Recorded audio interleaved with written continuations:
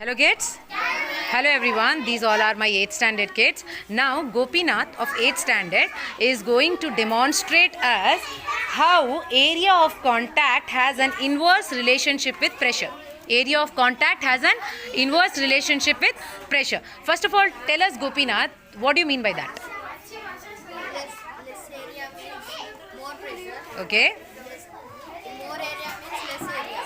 Less pressure. Okay. So as the area increases, the pressure decreases and vice versa. Okay. For a constant force. Can you prove that now? Can you demonstrate? Okay. So you're going to do it with the help of these disposable glasses. Okay. Come on, do it. You need Yakshit's help, right? Yakshit, please come. Now as you can see here. Okay. Wait. Okay. See the area of contact. Keep your leg there. Don't press it. See. Just keep your leg there. Now the area of contact is less. Okay. So press it now. Pressure. So the pressure is more. Okay, the area of contact is less, the pressure is more, and so he is able to crush that glass. Now the same force, if he is applying it here, where the area of contact is more. Okay, now apply the same force. Now see, stand on it. Now see, he is not able to. Yes, stand on it, kid.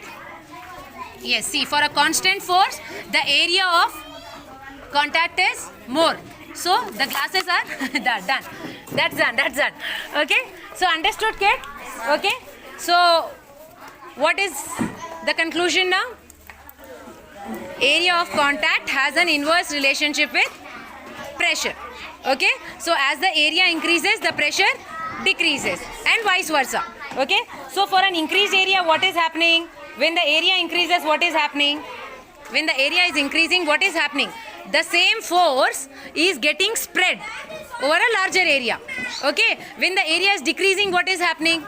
The same force is getting concentrated at one place. Did you understand? Okay, like you can see that sharp knife. With the help of a sharp knife, you can cut it because at the edge you have that smaller area. Okay, so the pressure is high and so you are able to cut it easily. Did you understand? Now you can see the straps of your school bags. They are little wider. Why they are giving it little wider? Why not narrow one? So that it can spread the weight of your bag on your shoulders evenly. Understood, kid? Okay, so if the area of contact is more, okay, if the area increases, the pressure is getting distributed evenly. Okay, that's why it is decreasing. If the area of contact is less, the pressure is concentrated at one place and so it is high. Done? Very good, Gopinath. Please clap for Gopinath. Good.